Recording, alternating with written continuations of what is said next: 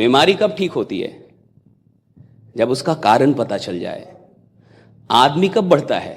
जब उसकी गलतियां पता चल जाए। कोई बीमारी तब तक ठीक नहीं होगी जब तक उसका कारण ना पता चले। कोई आदमी तब तक आगे नहीं बढ़ पाएगा जब तक उसको उसकी गलतियां ना पता चले कि मैं गलती कहां कर रहा हूं, कहां मिस्टेक्स हो रहे हैं मुझसे, कौन सी गलतियां कर रहा हूं मैं और कौन सी गलतियां मुझे को रोक रही आगे जाने से। राइट, याद रखिएगा, जिस आदमी को सफल होना होता है वो हर महीने अपनी गलतियां खोजता है। जिस आदमी को सफल नहीं होना है वो वर्षों बिता देता है और कभी अपनी गलतियों को नहीं खोजता है। जिस आदमी को आगे जाना है ना जिंदगी में, वो हर 30 दिन पे अपनी गलतियां खोजता है।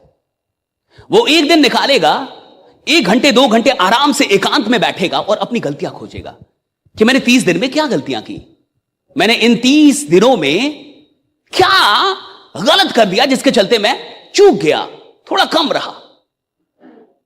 और जिस आदमी को अपनी प्रेजेंट सिचुएशन से इतनी मोहब्बत है कि आगे भी वैसा ही सब कुछ रख रहा है, तो साहब वो अपनी गलतियां खोजेगा ही नहीं।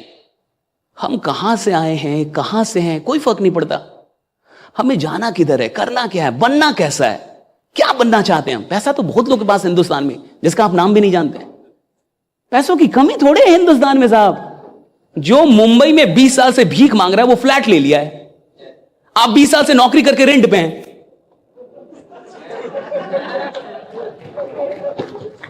जो मुंबई में, और आपको विश्वास ना हो तो आप सबके पास मोबाइल है, स्मार्टफोन है, जमाना इंटरनेट का है, आप आज गूगल कीजिएगा the beggar who bought his flat in Mumbai.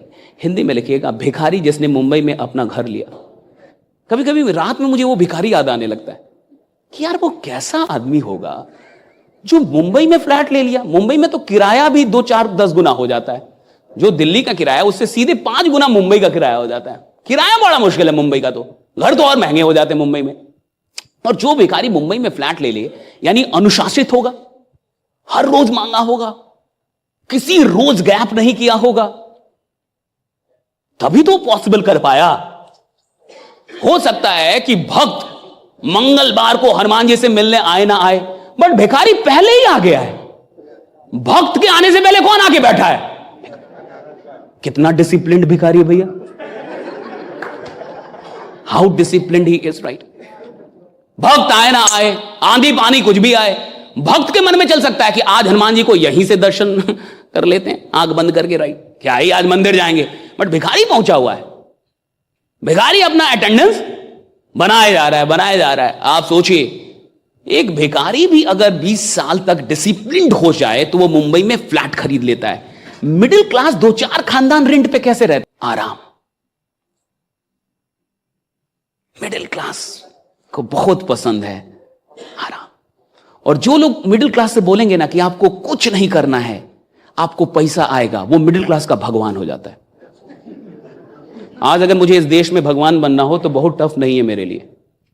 मुझे बस एक ही काम करना है कि बड़े बड़े भीड़ में सबको, किसी से भी बोलना है कि आपको कुछ नहीं करना है और पैसा आपको आएगा। आप भगवान हो जाएंगे उसके लिए कि यही आदमी है भाई, और ये अवतार ही है, कल की अवतार यही है, राइट। ये कहता है कुछ नहीं करना है और पैसा। मिडिल क्लास को यह आदमी जान से भी ज्यादा प्यारा है। ये सुनिए, खास बात सुनिए। अब इस आदमी को मान लीजिए सरकार उठा के ले जाए तो मिडिल क्लास आंदोलन कर देगी, लड़ लेगी, मार खा लेगी कि वो आदमी निकाल दीजिए, वो आदमी चाहिए, क्योंकि वही कहता है कुछ नहीं करना है फिर भी पैसा आए, राइट। मिडिल क्लास को देखिए, भगत सिंह, चंद्रशेखर आजाद, सुभाष चंद्र बोस। तो सुभाष चंद्र बोस ने एक नारा दिया भारत में कि तुम मुझे खून दो, मैं तुम्हें आजादी दूंगा। उन्होंने बोला कि तुम मुझे खून दो, मैं तुम्हें आजादी दूंगा। तो मिडिल क्लास ने बोला कि यार जब खून ही दे देंगे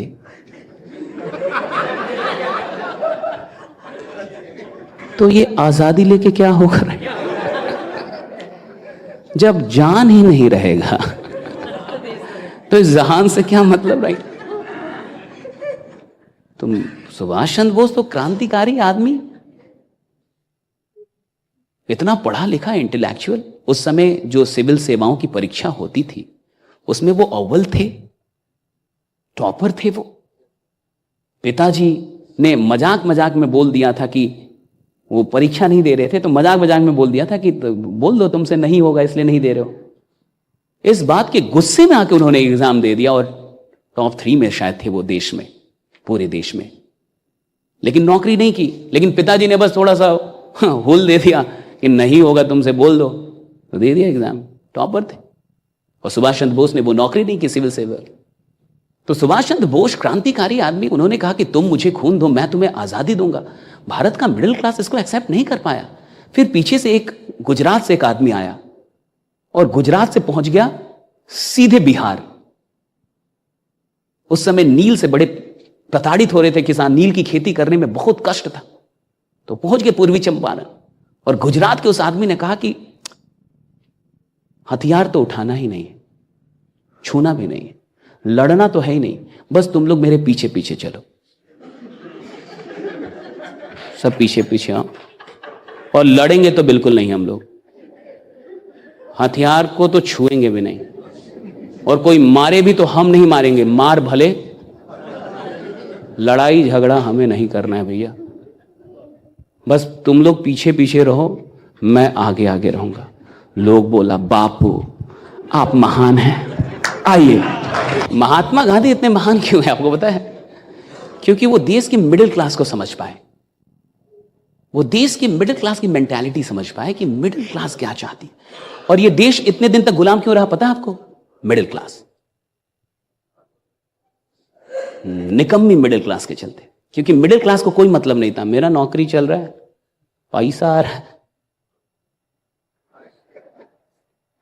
200 साल कोई देश गुलाम होता है साहब, 200 साल, कभी सोचिए ना, 200 साल कोई देश गुलाम होता है। अंग्रेज 200 साल हुकूमत करके गए हम पे। 200 साल कैसे हुकूमत कर लोगे? क्योंकि मिडिल क्लास बेहोश थी, क्योंकि मिडिल क्लास को कोई फर्क नहीं पड़ता था। और सबसे ज्यादा कौन होते हैं? 70-80% तो मिडिल क्लास ही रहते हैं किसी भी देश में, राइट? अब 70% वही है, और उन्हीं का वोट नहीं मिलेगा, सरकार कहां से बनेगी? 50-50 तो चाहिए कम से कम। तो गांधी जी महान इसलिए थे क्योंकि उन्होंने मिडिल क्लास को जोड़ा, साथ ले पाए। और आप देखिए, जब आप कहते हैं आपको कुछ नहीं करना है, तो लोग बहुत कुछ कर देते हैं। और जैसे ही बोलिएगा कि आपको मेहनत करना होगा, आग में झोंकना होगा, और आप अगले दिन कॉल कीजिएगा तो बोलेगा रॉन्ग नंबर।